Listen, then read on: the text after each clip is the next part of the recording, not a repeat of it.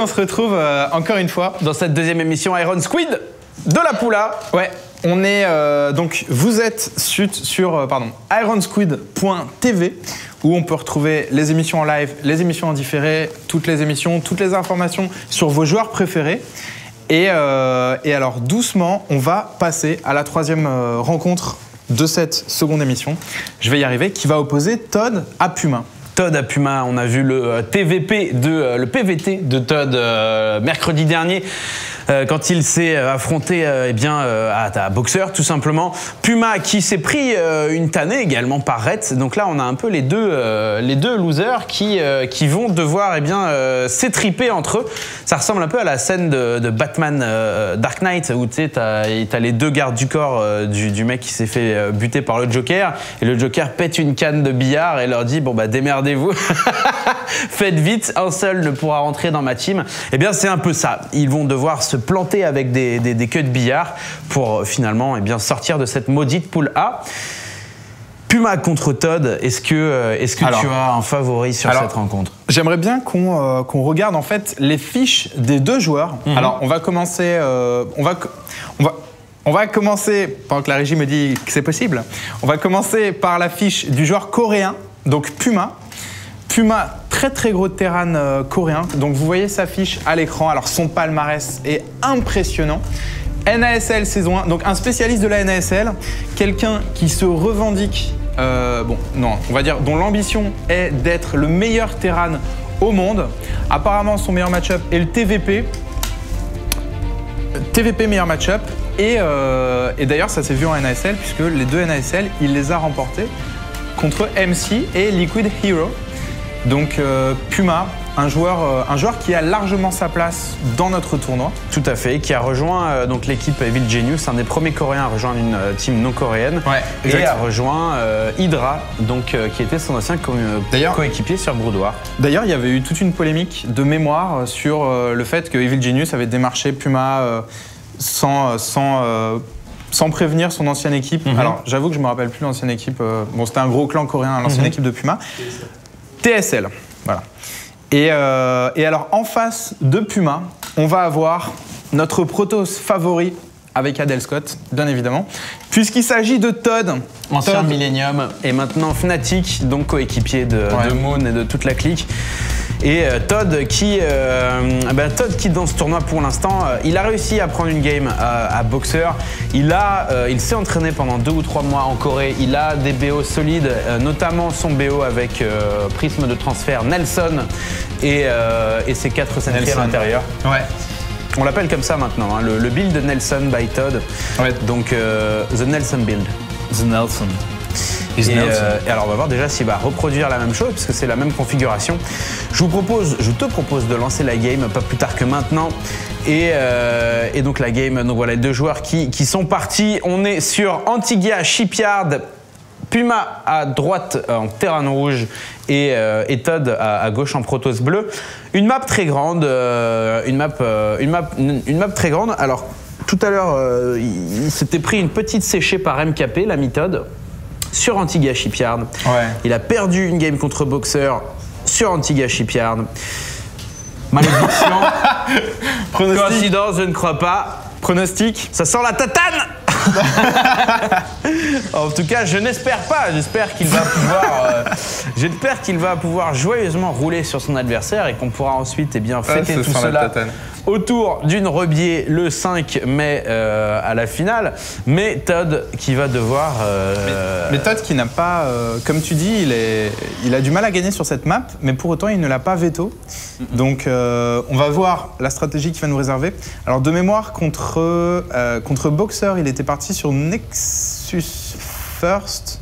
Oh, j'ai un doute. Je crois que... Ah non, c'était dans la 3e manche.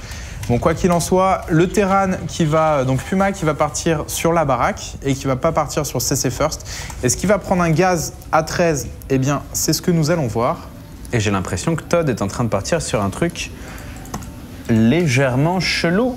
On est à 14 de population, pas de gate posé. Ça sent le gros Nexus First, comme tu le dis. Ouais, donc Nexus First pour le joueur Protoss. Ah, oh là. Oh, c'est dommage. C'est dommage parce que ça, il aurait pu le bloquer, Puma. Alors, pour l'instant, peut-être que la probe est partie scouter. Il ne sait pas encore, Puma, même s'il s'en doute fortement. Ah non, il l'a pas vu. Mais en fait, dans ce timing, enfin, je pense que, alors j'ai un doute, mais je pense que les joueurs coréens connaissent le timing auquel est posé le Nexus First. Et en voyant ce drone, je pense qu'il aurait pu s'en douter. Bon, quoi qu'il en soit, il va scouter, il va scouter le gaz. Et Puma, pendant ce temps, qui est parti sur 3 axes, qui va venir sanctionner son adversaire. Il est même probable qu'il les descende juste ça, en ici. fait, pour être honnête, je pense que c'est auto-win, je pense. Enfin là, on dit rarement ça en tant que commentateur, hein, mais ça, on appelle ça build win. Ça veut dire que là, c'est juste pas le bon BO pour Todd. Alors je suis désolé, y a beaucoup moins de suspense maintenant. Hein, mais en même temps, il n'a pas encore perdu, tant que tu as encore des troupes. Ok, mais le BO lui est extrêmement défavorable. C'est 3 baraques, sans gaz. Ça veut dire qu'en gros, là, Puma s'attendait à un Nexus First. Et si Todd réussit à repousser ça, là, il a une bribe d'informations. Il a vu qu'il y avait une caserne sans add-on, mais ça peut être One Rack Expand. Il y a un Zealot. Heureusement qu'il n'a pas économisé le premier Zealot pour aller chercher le Stalker directement. Alors, est-ce qu'il va poser une deuxième gate? Ouais. On a les 2 gates de Todd qui sont posés, le Cybernetic Core qui vient d'être lancé et Todd qui se dit qu'il est bien, il est tranquille. Qu'est-ce qu'on est bien avec ces Zealots? Mais un Zealot contre 5 marines, eh bien, ça se fait brain tout simplement. Ça peut se faire out micro. Il l'a vu. Todd, alors on a dû rater quelque chose. Todd qui l'a vu. Todd qui a cut les probes, qui vient de les relancer. Todd qui chronoboost les unités, qui rajoute une 3e gate. Todd qui, contre toute attente, a percé la stratégie de son adversaire. Là, c'est clair et net. Hein. Il a cut les probes pour chronobooster les unités. Et Puma qui attend. Mais pour moi, Puma est encore favorable dans cet échange parce que vous pouvez voir qu'il n'y a pas de sentry. Et le DPS de plein de marines, eh bien, c'est en tout début de partie, c'est supérieur au DPS Zealot Stalker. Sauf si on fait du hit and run avec les Stalkers. Et il faut les choper très tôt, ces marines. Todd qui commence son agression sur les marines de Puma. Puma qui envoie les VCS. Ouais. Les VCS qui vont essayer de surround les Stalkers. Le 2, un 3e Stalker qui sort pour le français. Un 4e qui est en production. Le pylône qui va tomber. Pas de warp directement dans la B2 et je pense que ce Nexus va chuter. Pendant ce temps, Puma, lui, qui est à 21 VCS. Attention, pas de sentry non plus. Les VCS en dehors de qui sont montés sur la pente. Et Todd qui ne sort pas les probes, malheureusement. Mais c'est pas fini, hein. C'est pas fini. Et là, je pense qu'il a pas intérêt à sortir les probes. Enfin, théoriquement, il peut tout nettoyer avec ses Stalkers. Il sort. Alors là, par contre, il va perdre beaucoup de probes. Et je sais pas si c'était une bonne idée de sortir les probes. Et il y a autant de marines que de Stalker. Todd qui est en train de repousser le push de son adversaire. C'est magnifique, 3 marines ici qui ne vont servir à rien. Et Todd qui repousse le build de Puma. Comme quoi, eh bien, quand on scoute suffisamment tôt, on peut quand même s'adapter. Très très belle défense de Todd qui sort ce 3 axes de la part de Puma. Et qui, contre toute attente, alors je dois avouer que je ne m'attendais pas à ce qu'il réussisse à repousser ça. Todd se retrouve devant niveau récolteur. Et niveau Nexus, etc. Maintenant, la question, c'est est-ce qu'il le sait? Parce qu'en fait, il faut vraiment avoir beaucoup d'expérience en tant que joueur pro pour savoir que si vous repoussez ce push, si votre adversaire vous a envoyé 7, 8 VCS, comme on l'a vu, vous êtes devant avec tant de VCS et 2 Nexus. Mais ça, c'est une information que Todd n'a pas. Et Todd, là, il pourrait être tenté de jouer agressif alors qu'il est devant. Et qui pourrait, ce que tu veux dire, c'est qu'il pourrait temporiser, faire sa tech et revenir dans 2 minutes ou dans 5 minutes avec des colosses, etc. Ouais, mais c'est une information qui est très difficile à avoir. Alors il va aller scouter. Oh, mais il est quand même très très bien inspiré. Hein. Ouais. Bah là, pour le coup, Todd qui va prendre un avantage définitif, on va dire décisif dans cette partie, qui va scouter la Ninja expansion. Donc l'expansion Ninja, comme on dit en France, c'est-à-dire une expansion qui est cachée. Et elle est ici. Donc là, en voyant cette 3e base, Todd sait que derrière ce bunker, il y a une 2e base, parce que sinon, c'est pas logique. Parce qu'il faut bien voir que Puma aurait pu poser un bunker pour faire croire qu'il y a une base et partir en 1-1-1 derrière. Ou, enfin, en l'occurrence, je pense que ça aurait été un 2-1-1 ou 3-1-1 avec 3 baraques. Mais il aurait pu le faire. Et là, Puma qui va s'entêter sur le 3e CC. Et Todd qui va nous sortir sa carte maîtresse. C'est ça, Nelson en production ici dans ce complexe robotique. Les Sentry qui vont probablement jump inside. On n'a pas vu encore ce drop avec beaucoup de succès dans les parties précédentes. Il avait réussi, il avait quand même réussi à choper entre 5 et 8 VCS à chaque fois. C'est quand même pas mal. Et on va voir si Puma le sait. Est-ce que Puma va pouvoir défendre? Il n'a pas positionné de marine pour contrer le prisme de transfert. Todd qui va essayer, alors soit c'est un ascenseur, soit il va essayer d'ouvrir un double front. Et c'est les Sentry qui sont dans le prisme de transfert ici. Todd qui va attirer l'armée de son adversaire sur cette pente et qui va tout miser sur les Sentry ici. À voir où est-ce qu'il décide de les mettre. Peut-être un force field ici qui pourrait bloquer l'armée de Puma en bas. Et c'est parti, Nelson avec son chargement et ses 4 Sentry. Le dégât qui commence à être infligé. Oh là là, c'est pas mal, c'est pas mal. Quelques VCS qui sont pris, une douzaine de VCS qui sont pris. Non, voilà, non pas 12. Je pense qu'il en a perdu 7 tout à l'heure. Donc là, 8 VCS qui sont pris par ce push. Les îlots qui sont warpés. Et pendant ce temps, Todd qui va continuer probablement à mettre la pression à la porte d'entrée. Beaucoup de VCS qui sont supprimés. Encore une fois. C'est dur pour Puma. Là, Todd qui prend un avantage décisif. Et pour combler le tout. Ah, par contre, Todd, si tu peux montrer Todd qui n'a pas vu ce 3e CC. Donc Puma, il y a une chose qui va bien pour lui dans cette rencontre, c'est que son 3e CC n'a pas été vu. Mais pour être honnête, Todd est loin devant à partir de maintenant.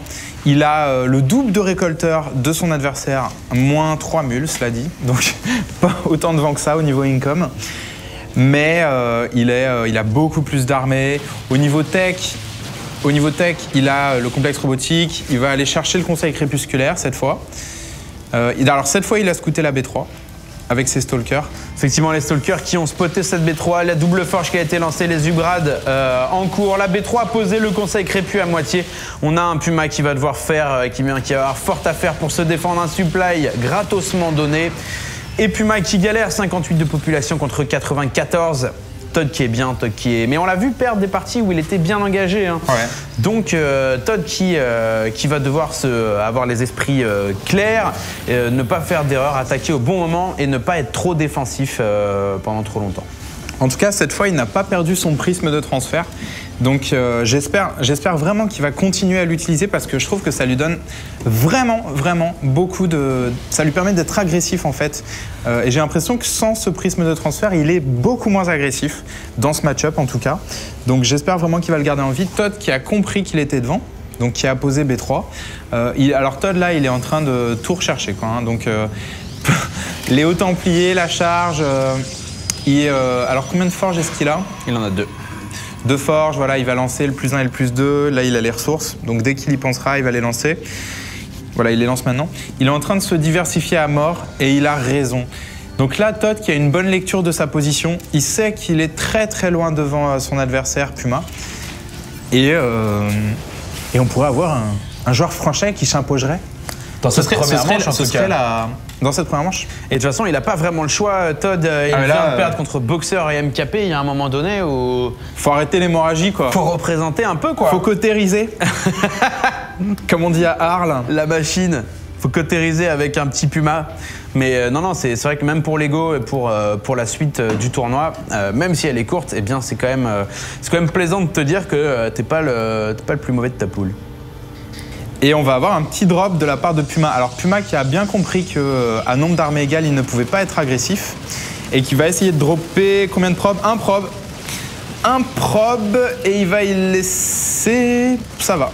Enfin ça va, il n'est pas encore sorti d'affaire. Heureusement, il n'y a pas le blink en face. Je crois que c'est la charge qui a été recherchée. Effectivement, la charge qui a été recherchée chez les îlots, mais pas de blink. Donc il peut s'en sortir. Ou le haut templier. Ah, il est belliqueux, lui. Oh, attention, au templier belliqueux, il se regarde les yeux dans les yeux. Et ouais, mais là, là, il peut plus vraiment partir, lui. Est-ce qu'il le voit? Ouais, il le voit, c'est ça. Ce mec-là a une mission, lancer une répercussion. Et d'ailleurs, je crois que ça va lui faire 8 kills. Est-ce que ça compte en nombre de kills s'il y a des unités dans le Medivac? J'ai aucune idée. Le replay va pouvoir répondre à cette question. Tout à fait. Peut-être passer de disciple à mentor, je crois. Le mentor, c'est celui qui a plus de kills. D'accord. Voilà. Ou alors psychopathe quand tu dépasses les 200. Et pendant ce temps, on a voilà, toujours le map control de Puma. Puma qui revient petit à petit au compte hein, au niveau des récolteurs. On n'a plus que 10 récolteurs de différence entre les deux, plus les mules. J'ai l'impression qu'au niveau income, Puma est pas mal. Il est repassé devant. Et Todd, alors si Todd se chie dessus parce qu'il n'a pas attaqué, ce serait dommage quand même. Hein, parce que là, il avait le double de population, double de récolteurs, etc. Bon, il a toute la tech, il va avoir Colosse, Haut Templier, Storm et les améliorations de l'infanterie, enfin des unités Protoss. On va rester tranquille, on va rester détente. Ok. Mais s'il perd, on va s'énerver là. Là, il y a une bornif qui part direct. Hein. Non, mais sans déconner. Pendant ce temps, on a un drop de la part de Puma qui pourrait faire beaucoup de dégâts, notamment s'il chope ce pylône. 3 gates qui sont invalidés. Malheureusement, le cyber ou le Nexus. Voilà. Mais là, j'avoue, c'est pas de bol. Mais Todd qui était sorti à ce moment, d'ailleurs non, c'est pas une question de chance, c'est Puma qui a vu que l'armée de Todd arriver au milieu de la map. Puma qui va infliger de gros dégâts. Ah là là, c'est catastrophique. Et c'est pas gagné, hein. Le Nexus, oh là là, non, pas là, le cybernétique, oh là là, il lui fait une boxer. Oh là là. Oh là là, mais Todd qui était devant et qui une fois se fait sniper son Nexus. Pendant ce temps, on a eu un léger run-by ici de la part des Ilotes au niveau du compte de récolteurs tués. On est à 26 récolteurs tués par Todd, 16 par Puma et le nombre de récolteurs qui s'est méchamment égalisé. Todd qui est beaucoup moins... bon, il est toujours devant, il a un net il a un net avantage au niveau de la technologie. Il est en net avantage notamment. Yes, mais là il a pris un gros coup dans le pif. C'est ça. Un gros coup de patte, un gros coup de griffe en fait. Et il va. Mais alors, est-ce que c'est une bonne idée? Est-ce que c'est une bonne idée? Parce que là, regardez le positionnement. En tout cas, claquer là, le storm maintenant, ce serait une idée géniale. Attention. Ouais. Combien de storms? 4 storms, 5 storms. Ok, c'est une bonne idée. Ok, bon, c'est bon là. Okay. mais il faut bien comprendre comment est-ce que Todd a réussi à obtenir cette position. Et d'ailleurs, Puma qui sauve la station orbitale. Donc c'est toujours ça de prix. Todd, en fait, a fait des storms préventifs qui ont forcé son adversaire à reculer. Ça lui a permis... Parce qu'en fait, il y a toute une notion de gestion de l'espace là-dedans. Et là, par exemple, la fight, c'est très ouvert, tu vois. Donc en général, quand c'est très ouvert, c'est favorable au Terran. Mais Todd, qui a quand même 42 pop d'avance, il lui reste... Oh, il lui reste... Attention, là, il déplace Storm! Puma qui shoot dans le storm de son adversaire. On a beaucoup de dégâts qui étaient infligés. Les Medivacs qui commencent à healer tous. Les Speedzilotes au contact. Puma qui est acculé contre le mur. Les Ghosts qui prennent des répercussions. Puma qui prend super cher. L'Archon qui vient là en taclant la Bioball qui s'est jetée comme ça sur les maraudeurs et les marines. Puma qui reprend du poil de la bête et qui continue à taper. Les EMP qui continuent à sortir. Un Archon qui fait énormément de dommages à Puma. Et j'ai l'impression que ça va se finir en draw ou alors un léger avantage pour Todd. Le rip-up massif de Todd qui vient à la rescousse. Oh, et heureusement qu'il y a ce rip-up, hein, parce que je le voyais pas gagnant de cette fight. Todd qui a trade les armées au final, qui a une base d'avance. Non, bon, allez, 2 bases d'avance parce que Puma n'a plus récolté dans sa B3. Et quel va être le choix de Puma? Et Todd, et d'ailleurs on peut remarquer le switch. Hein. Donc Todd qui a vu qu'il y avait des ghosts en face, 0 viking, et qui part sur double colosse. Et autant la dernière fight ne lui a pas été complètement favorable, mais autant le switch, je veux dire, soit c'est scouté très rapidement, les colosses, soit Puma ne réussira pas à repousser la prochaine attaque. Puma a vu le bâtiment à colosse, mais voilà, est-ce qu'il sait que, eh bien, ils sortent aussi rapidement, les colosses qui sortent 2 par 2, et Puma qui continue sur les Medivacs, donc pas de Viking, c'est catastrophique pour le joueur Terran. Et là, on a effectivement, on a une bonne composition d'armée chez Todd. On a 2 petits High Templars qui vont pouvoir faire mémuse. Après, là, tu balances les colosses. Et il est où notre mentor? Il est où le mentor? Oh, il a scoré, il s'est barré, il est parti prendre une Kaipi. Bon. Il a fait son taf. Permission. Donc voilà, probablement un de ces 2 là. Regarde, non, même pas. Il est où? Dafuk. On en a même perdu. D'ailleurs, il n'y a pas beaucoup de... Ah, il est là. Oh, il est là. Oh, ils sont là les 2. Oh, ils sont là les 2. Ça pourrait faire beaucoup de dommages à l'économie de Puma. Attention, les storms qui vont être lâchés. Storm en mode coquinette. Il met beaucoup de VCS dans le rouge, mais il n'en a pas chopé beaucoup. Ouais, ça se fait souvent en 2 fois. 48, détente. Et oh là là, la masse de colosse, ça va être compliqué pour Puma de dodger tout ça. Avec 2 Vikings. Non mais le pire c'est que... Faut la jouer à la japonaise là. Ah voilà, un premier Viking en préparation et un deuxième Spatioport. Donc là clairement il a vu les colosses. Et là il y a un timing. Alors là très honnêtement, pour le coup il faut absolument que Todd attaque. Enfin non. Todd n'a pas besoin d'attaquer parce qu'il a un avantage au niveau du nombre de bases. Parce qu'en fait, le Terran est mind out sur sa main, etc. Maintenant, Todd est à 200 de pop. Alors, lui-même ne sait pas à combien de pop est le Terran. Mais il doit s'en douter. Il lui a gêné sa B3, il a liquéfié son armée. Et il va passer à l'attaque. Il ne va pas laisser le temps à Puma de se faire une flotte de Vikings. Et les Vikings qui commencent à être sortis 3 par 3 ici. La masse colosse qui est enfin révélée. Todd qui attend son 200 sur 200. Il est à 200 sur 200 et il revient au centre. Attaquer, je pense. Todd encore une fois défensif. Alors dans son plan de jeu, bon alors peut-être qu'il attendait le dernier colosse pour être sûr d'y aller à 2 mains avec son marteau sur le visage de son adversaire, mais là effectivement il laisse du temps à son adversaire pour le rejoindre. On va commencer à avoir quelques Vikings, voilà on va avoir 9 Vikings d'ici peu. Bon alors il y a beaucoup de colosses mais ça pourrait quand même changer la donne. Les Vikings qui commencent à taper, attention le blink qui n'est pas fait et Todd qui avance sous le feu des Vikings. Puma qui décide de ne pas y aller, destin préventif, quelques répercussions pour l'instant, c'est la B3 de Puma qui prend. Et le positionnement qui est beau chez Todd. Ouais. Et heureusement que tous les colosses ne tapent pas la bioball parce que là sinon ça finirait en chair à canon. Cela dit, la station orbitale qui a été levée, il y a beaucoup de VCS qui sont tombés. Est-ce que Puma réussira à se relever de ça? En tout cas, Puma qui a pris tellement de colosses, il en a pris 4. Alors oui, il est coréen. Mais là, il est quand même bien loin derrière. Je crois qu'il ne récolte plus. Et pendant qu'on a un drop au sud-est de la map, mais là, de toute façon, ça ne va pas jouer. Je suis pas sûr que Puma puisse repousser ça. Les VCS sur les lames des îlots, ça n'est jamais une bonne chose. Les colosses qui sont tellement... Et c'est le GG! Magnifique game de Todd qui s'impose finalement contre Puma. On va passer directement à la prochaine partie après une courte page de publicité. J'ai très hâte de voir ce que ça va donner. Mon bon Todd, on croit en toi pour gagner une game. Eh bien, on se retrouve tout de suite. Eh bien, vous êtes sur le plateau d'IronSquid.tv. Sur le plateau et sur le site IronSquid.tv surtout. Comment ça va, mon petit Ponf? On a eu une première partie où la France s'est imposée contre la Corée.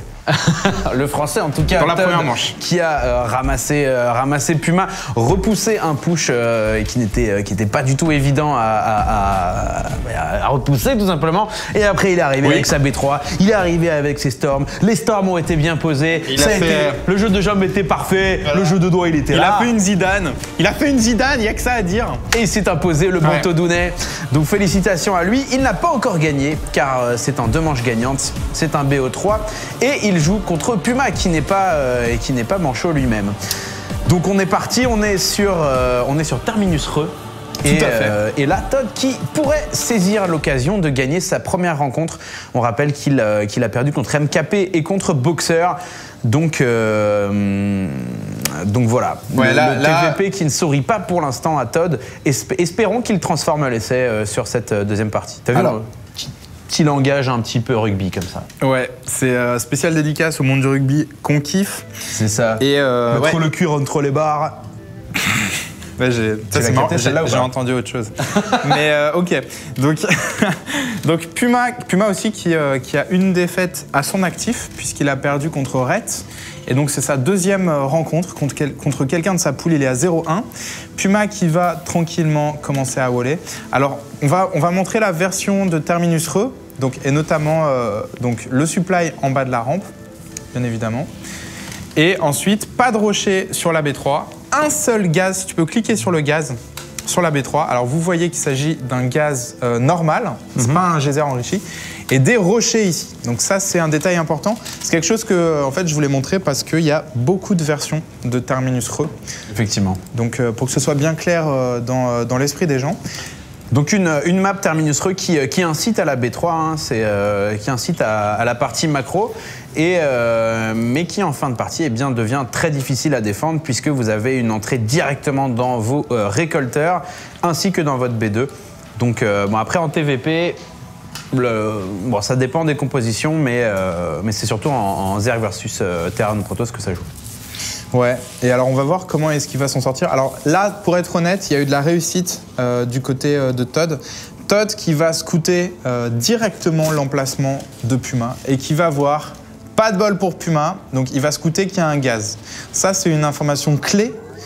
S'il y a un gaz, Puma va forcément partir sur un build agressif. Alors, on va voir en quoi est-ce que ça va impacter le build de Todd. Pour l'instant, Todd a beaucoup de possibilités. Voilà, le VCS qui va survivre, le Marine qui va sortir, la probe qui va devoir back. Donc pas mal de possibilités pour Todd, tu disais. Todd qui peut s'ajuster. Il a fait un build où pour l'instant il peut s'ajuster. Mais là l'important ça va être la stratégie de Puma. Et là Puma fait quelque chose d'intéressant. Il lance un réacteur. Est-ce qu'on peut voir le gaz de Puma? Le gaz. Il a retiré ses SCV du gaz. Ok.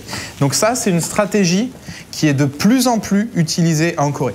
Comme Todd s'entraîne en Corée, je pense qu'il la connaît. Tu montres un réacteur. Donc tu montres un réacteur, en général ça fait très très peur aux Protoss parce que c'est un signe d'un 1-1-1. Maintenant en fait, là il a lancé un réacteur, mais il a cut le gaz et il va aller chercher B2. Mais ça c'est une information qu'il est extrêmement difficile d'avoir pour le Protoss. Et jusqu'à l'observateur effectivement. Ouais, le Protoss est limite obligé de jouer défensif. Contre un 1-1-1, c'est voilà, t'es obligé de t'ajuster. Et donc là, le deuxième gaz qui a été scouté. Alors j'ai l'impression que dans le second gaz de Todd, il n'y a que deux probes. Est-ce que tu peux confirmer le nombre de probes? Ouais, il n'y a que 2 probes. Effectivement, 2 probes ici et 2 probes en bas. En bas aussi, d'accord. Donc le 4 probes qui récoltent du gaz. Au niveau income, on est à 600, 700 chez Todd, 720 avec les mules pour Puma. Et plus de gaz pour le joueur Protoss, donc une tech qui va être probablement plus rapide.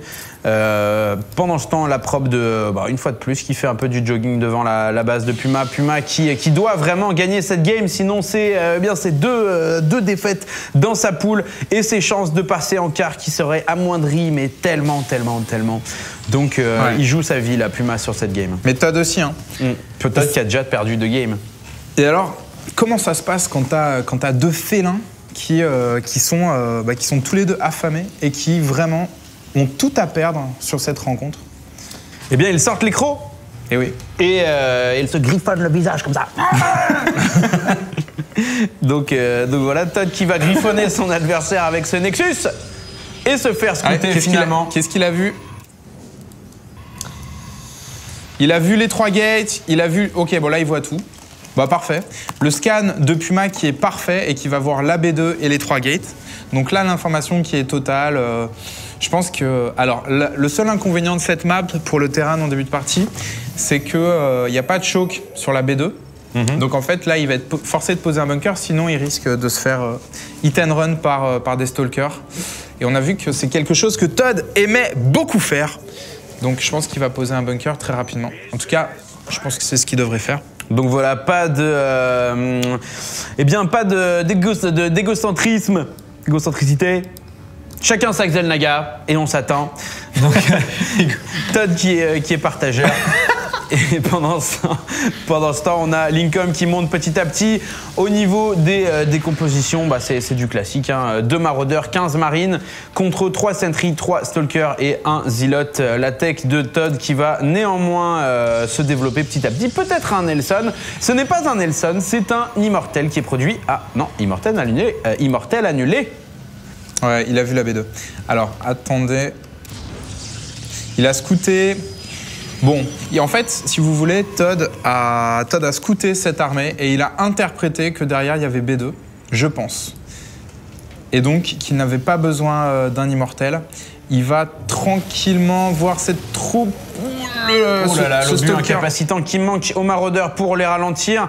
Et je pense que Todd, là, il a une armée qui est assez costaud. Il va pouvoir défendre 2 zealots, un immortel et un stalker qui sont finalement lancés. Le stalker ici qui continue sa danse de la mort et qui continue à chourer d'Xel'Naga à son adversaire. Pendant ce temps, ici, on a l'observeur ici qui va voir tout ce qu'il y a à voir dans la base de son adversaire. Puma qui est occupé tout simplement à choper l'Xel'Naga et à choper le stalker de son adversaire et qui va être vu. Voilà, donc là, pour l'instant, on a une danse des deux joueurs. Il y a certains bâtiments qui ont été construits ici, voilà, des gates et des immortels. Donc je pense que Todd nous prépare un push très violent sur 2 bases. Et Puma qui prépare un push pas dégueu non plus. Il y va avec 2 ghosts. Il va pouvoir EMP s'il arrive bien à gérer et les immortels et les sentries. Mais il lui faut de l'énergie sur ces ghosts. Pour l'instant, ils en ont pas énormément, pas assez pour faire une EMP. Une EMP chaque ghost, et pendant ce temps, j'ai l'impression que Todd est en train de planquer des gates. Attention, au milieu de la map, les 2 joueurs qui vont s'affronter. Il y a une EMP sur les sentries. Les 2 VCS les plus hargneux de la Terre qui font fuir l'armée de Todd. Et Puma qui pousse. Puma qui va essayer d'arriver dans la base secondaire de son adversaire avec ses 2 ghosts. L'énergie qui continue à s'amonceler ici, ainsi que pour les sentries. Les sentries qui sont d'ailleurs splittés. Alors le split de Sentry et 4 force field préventifs, il faut... Est-ce que c'est du bluff, en fait? C'est ça la question que je me pose. Est-ce que c'est du bluff? C'est pour faire croire à son adversaire qu'il a B3. Parce qu'en fait, là, regardez, Todd, pour moi, c'est du bluff. Todd n'a pas posé de forge, il n'est pas en train de poser de bâtiment à tech, quelle qu'elle soit. Donc Todd va attaquer avec des immortels à court terme, je pense. Donc en fait, ces force field... c'est complètement du bluff et ça a repoussé son adversaire. Mais là, malheureusement, il va être scouté. Il va être vu ici. Il va falloir bien gérer les force fields sur ses bunkers. Les bunkers de Puma qui ne sont pas alignés. Donc, il va falloir bien force field des 2 côtés. Et Todd qui va casser la backdoor de son adversaire. Les immortels qui accélèrent grandement les dégâts. Parce qu'on rappelle que les immortels font des dégâts supérieurs contre blindés. Et Todd qui va poser ses pylônes et on sent qu'il est belliqueux. Todd, il a envie de remporter sa 2e game. Il mène 1-0. Il peut être agressif sur cette partie. Il n'est pas obligé de jouer prudemment et surprendre son adversaire. Puma qui va devoir subir 122 de population contre 112. Le split d'armée de Todd. Todd qui va venir scouter, éventuellement ouvrir un double front. Et pendant ce temps, l'armée de Todd qui est scoutée par cette usine. Alors j'ai l'impression que Todd va attaquer par les 2 chocs à la fois. Ouais, c'est ça. Il va attaquer, attention, on va avoir une attaque sur 2 fronts. Et là, c'est le temps joue contre Todd. Regardez, Puma est en train de débloquer sa tech. On a une très grosse attaque des 2 côtés. Pas vraiment d'utilisation de force field pour l'instant. Tous les VCS qui sortent. Toujours pas d'utilisation de force field. Ah là là, mais il n'a plus. Je pense qu'il a 2 force field. Todd, il faut pas les rater. Voilà, ils sont posés les force field. Tous les marines simés qui ne peuvent pas taper les VCS qui magnifique force field de la part de Todd qui sépare l'armée de son adversaire en 2 et qui vient de prendre un énorme avantage sur cette game. Pas de B3 posé, il va continuer son push, il continue à warper, il a envie, il a fait saigner son adversaire et tel une piranha, il va venir essayer de lui gratouiller les plaies, c'est dégueulasse mais c'est ça. Et il va essayer de venir lui choper encore ses VCS, il y a quelques VCS qui sont planqués au milieu, voilà. Ah, une dizaine quand même. Une petite dizaine, quinzaine même de VCS qui sont planqués dans l'armée de Puma. Puma qui ne mine plus, Puma qui est en sursis. Et qui n'a plus de ghost. Et en fait, c'est vraiment pour ça qu'il subit la partie, c'est parce qu'il a plus de ghost, 2 ghosts en préparation. Et il n'a pas fait l'amélioration réacteur Moebius. Par contre, il a le plus 1 d'attaque Puma. Il a le plus 1 d'attaque, chose que n'a pas Todd, bien évidemment. Donc, encore une fois, le temps joue contre Todd, mais il a supprimé beaucoup d'unités, beaucoup de récolteurs. Il va repasser à l'attaque. Les force fields, c'est bien joué. Il n'y a plus beaucoup d'énergie sur les sentries. Je ne vois toujours pas de MP. Et les immortels qui sont maintenant 4 et qui vont faire tellement de dégâts. Le bunker qui va tomber. Les immortels qui tombent 1 par 1. 2 immortels au sol. Les armées qui s'affrontent. Et là, j'ai l'impression que Puma est en train de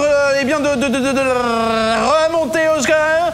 Une UMP sur les sentries. Et Puma qui push, qui pourrait repousser ce push, j'ai l'impression, qui fait du hit and run sur les îlots et qui va balayer l'armée de Todd en un instant. Todd qui est retombé à 60 de population. A-t-on raté un drop? Je ne crois pas, j'espère pas. Non, il y a tout perdu. Mais là, regardez, là en fait, Todd... Oh là là là, le warping d'unité qui a été annulé. Oh là là. Je ne suis pas sûr que ce soit une bonne idée de warper des îlots ici. Ah là là, tout là.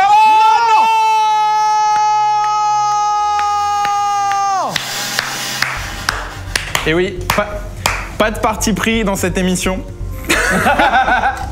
Non, oh là là. Mais alors, ce qui est dingue, c'est que Alors, la situation était délicate pour Todd. Tout à fait. Mais Todd, je ne pense pas que Todd avait perdu. En fait, si on regarde l'écran des récolteurs, il y a 47 récolteurs pour Todd qui avaient cut les probes, contre 34 pour le Terran. Alors, voilà, niveau récolteur, il n'est pas si mal que ça. Niveau armée, il était un peu derrière. Et niveau tech, il était un peu derrière, parce qu'en face, il y a des Medivac. Mais je pense qu'il y avait encore moyen de se battre.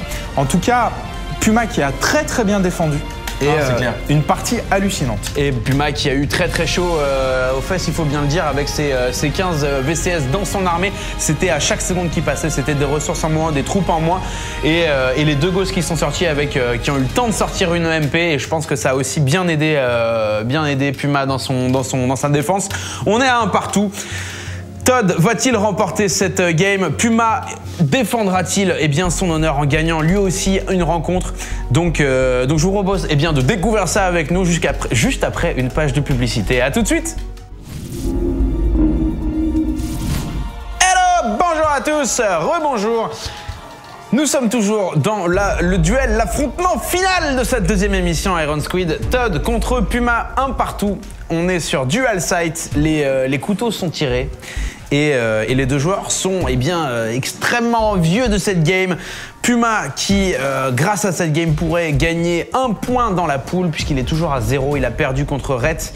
Et Todd, lui, qui a perdu 2 parties pour l'instant, lui serait peut-être le temps de débloquer le compteur. C'est ça, comme on dit. De dégripper. Comme on dit dans d'autres circonstances. Donc débloquer le compteur. Et oui, alors l'enjeu de cette partie est énorme. Comme tu l'as dit, mon petit Ponf, ça va être la partie clé pour chacun de ces 2 joueurs. Et notamment pour le joueur français, le joueur Todd, le joueur qu'on soutient.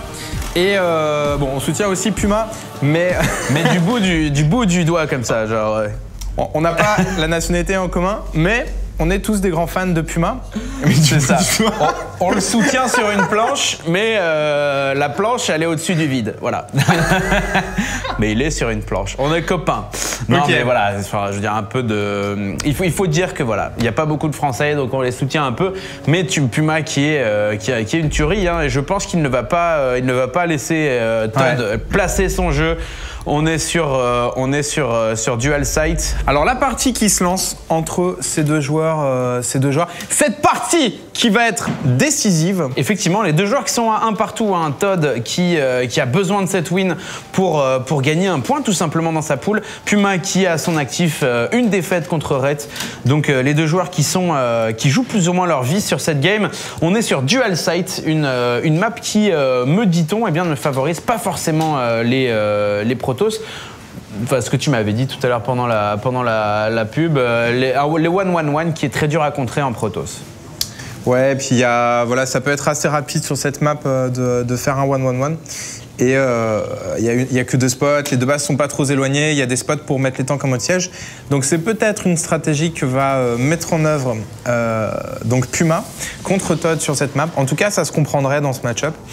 Todd qui, de son côté, va probablement chercher à avoir cette information le plus rapidement possible.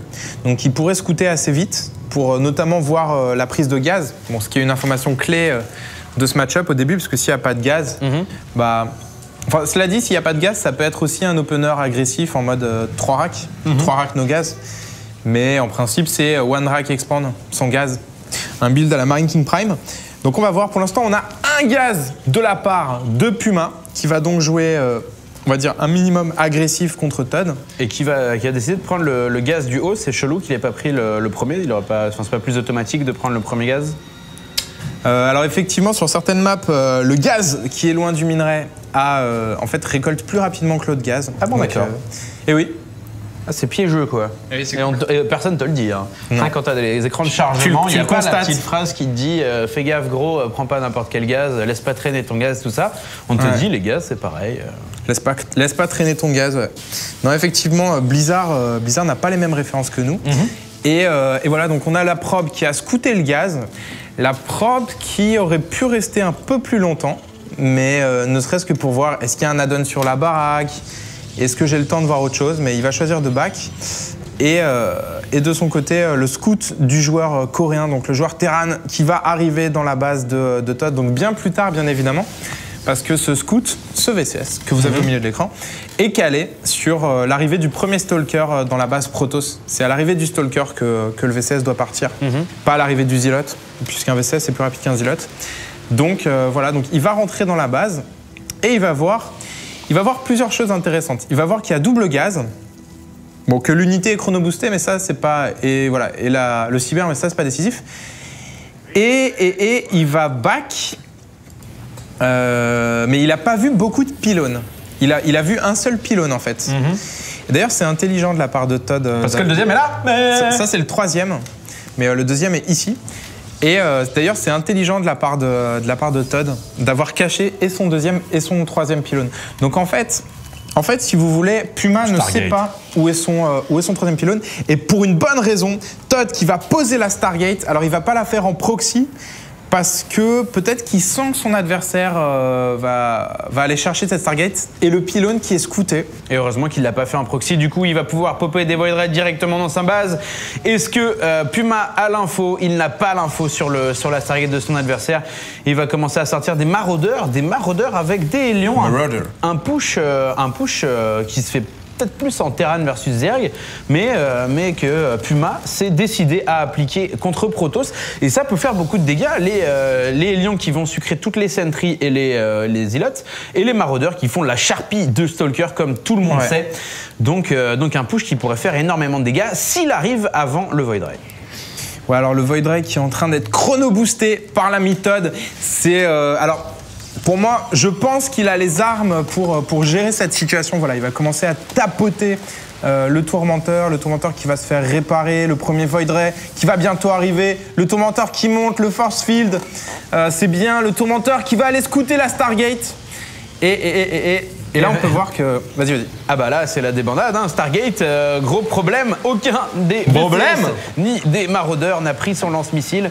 Donc il faut partir très très vite, intercepter de la part du Void Ray ici, les troupes de Puma qui foncent vers le nord, et très jolie anticipation de la part de Todd qui attend ses maraudeurs ici avec 2 Stalkers et un Zealot, un VCS qui va tomber, les troupes de Puma qui vont prendre assez cher. Je crois qu'il y a obus incapacitant, voilà, il y a obus incapacitant qui est recherché, donc les Stalkers vont mourir, mais la pression qui va être sur le compte du Terran, le Terran qui va devoir défendre et qui va devoir sortir les Vikings très rapidement.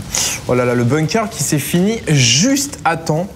Et alors on a effectivement un Terran qui est sur la défensive, qui heureusement avait un spatioport, donc il va lancer... D'ailleurs, aucun des deux joueurs n'a lancé la B2.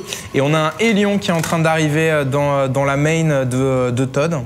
Le Hélion dans la main de Todd qui va, je pense, se faire stopper par ce Stalker. Pendant ce temps, au niveau de l'entrée de Marine King Prime. Si on peut cliquer sur le Hélion. Non. Ok. On ne peut pas.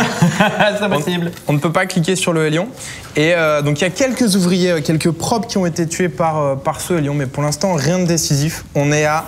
Alors, bon, cela dit, on est à 26 SCV, mais quelques-uns ne récoltent pas, j'ai l'impression. Tout à fait, des VCS qui sont mis en backup sur le bunker. Todd, avec ses 2 Void Ray, qui va commencer à se charger peut-être sur ce supply. Et la composition de Puma qui est en train de s'équilibrer. Il va avoir, je crois, de quoi se séparer des Void Ray. Les Vikings qui tapent beaucoup plus loin que les Void Ray. Donc, une défense, elle va être chaude, la défense, notamment avec 6 ou 7 drones qui ne récoltent pas. Mais une défense qui est possible. Et là, il y a quelque chose d'intéressant, c'est... Puma qui continue à faire des tourmenteurs avec sa factory et Puma qui continue à faire des tourmenteurs, donc peut-être qu'il prépare une contre-attaque derrière tout ça. Alors on a Todd qui Todd qui est en train d'accumuler les troupes, lui, et un command center qui a été lancé par Puma. Donc là, ça va clairement être à Todd d'infliger des dégâts. Puma qui est confiant dans sa game. Le Hélion ici qui ne va pas rencontrer de... attention ici, le positionnement qui n'est pas optimal. Attention, ce Hélion qui va faire tellement de dégâts, Todd, avec un positionnement plus foireux de tous les temps.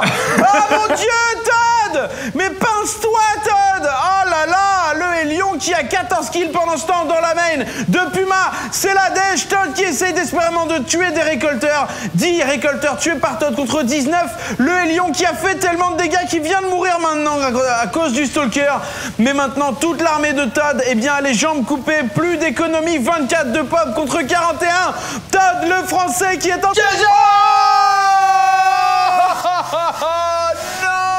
Non! Mon Dieu! Todd, voilà, on est là. Todd qui s'incline face à Puma. Vous pouvez voir toute l'émotion sur nos visages derrière cet écran de fumée. Mais tristesse, miséricorde et malédiction. Todd qui s'incline face à Puma, qui est donc à 3-0 dans sa poule, et Puma qui gagne une game. Donc voilà, il a perdu donc contre Rhett. Yes. Là, c'était la dernière émission. Et maintenant, il gagne contre Todd. Il est toujours dans la course. Si jamais Boxer ainsi que MKP trébuche, il pourrait très bien se retrouver en quart. Très belle partie de la part des deux joueurs. Todd qui s'incline et qui donc va devoir dire adieu à ses espérances au niveau du tournoi, puisqu'à 3-0 c'est impossible de remonter. À 0-3. À 0-3. Donc voilà Todd qui aura très bien joué en tout cas tout au long de ses poules. Ouais, alors il doit y avoir des cas de figure où les 4 joueurs sont à égalité à 2-3. Mais bon, on va dire c'est très peu probable que Todd... 3-1. Ce serait 1-3. Ce serait 1-3, donc c'est peut-être pas possible effectivement. Ouais. Bon, whatever. En tout cas, Todd qui a 3 défaites et 0 victoire. Todd qui a très bien joué. Puma qui s'impose, qui a une très bonne lecture du jeu de son adversaire. On a vu que c'était peut-être que ce qui a permis à Puma de gagner, c'était le fait que les parties se sont souvent jouées en early game. En fait, dans chacune de ces 3 parties, là où Todd nous a plutôt habitués à un jeu late game. Donc peut-être que c'est ce qui a joué. La semaine prochaine, on aura Puma contre MKP qui vont se jouer. En régie, la fiche de la semaine prochaine, s'il vous plaît. Puma MKP et Red contre Todd. Ce sera donc mercredi 7 à 21h sur www.aerosquid.tv. Merci de nous avoir suivis. On vous rappelle que tous les replays sont tous les VOD de ces émissions sont disponibles sur ironsquid.tv. On remercie Twitch, le sponsor, un des sponsors d'Ironsquid, donc qui nous permet de streamer dans de très bonne qualité, De faire le taf. c'est ça. Et donc voilà. Merci de nous avoir suivis. On va se quitter en chanson. Je te propose d'accueillir notre barde national, Monsieur Vert, s'il vous plaît. Quant à nous, on se retrouve la semaine prochaine et à très bientôt. Tu en as le cran, t'es un geek, mon gars, assieds-toi devant l'écran. Bonsoir, Monsieur Vert. Monsieur Vert habillé en bleu aujourd'hui. Comment ça va? Changer de temps en temps. Tranquille? Salut. Qu'est-ce que tu vas nous jouer, Mr. Green? Eh ben aujourd'hui, je voulais chanter Loving GG. Loving GG. Parce que ça fait longtemps. Effectivement, Loving GG qui est donc ta première composition personnelle. Voilà, la toute première. Celle qui a que j'ai vu faite. naître la légende, Monsieur Vert. Voilà, celle à qui je dois tout. Eh bien, de t'écoutant. En tout cas, nous, on se retrouve la semaine prochaine pour Todd. Non, c'est Puma contre MKP. Puma MKP. Et Todd contre Red. Et Todd contre Red. À la semaine prochaine.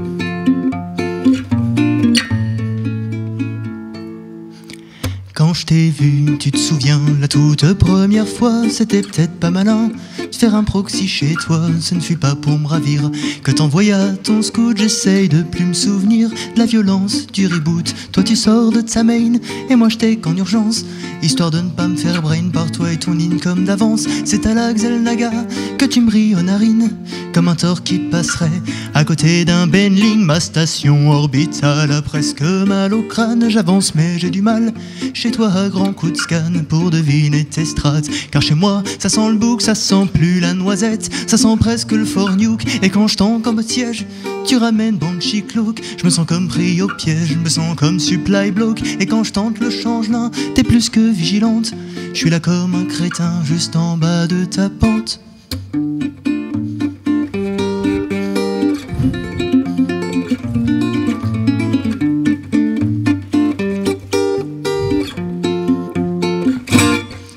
Je take encore plus fort, mais ça me fait presque mal. Colosse Ultra Hector, sous ton contrôle neural. Et mon wall en béton, inefficace. En plus j'ai pas spot comme un con. Ton canal de Linus,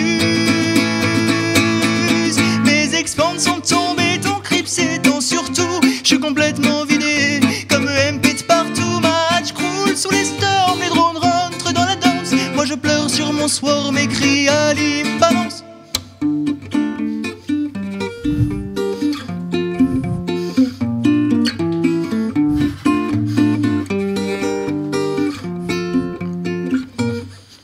Me v'là bientôt mind out, ça va poser problème. Je fais un all-in chez toi, je suis à 10 d'APM. Qu'aurais-je bien pu faire pour me sortir de cette mélasse? J'attendrai bien mon tour pour te mettre pain in the ass. Et tout bien réfléchi, je sais pas si je reviendrai.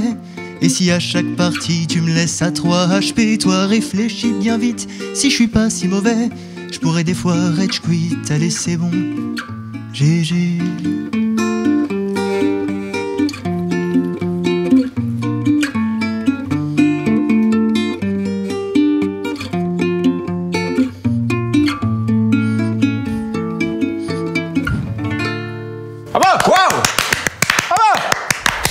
Donc voilà, merci de nous avoir suivis. On espère que vous êtes amusés autant que nous. À mercredi prochain et à bientôt.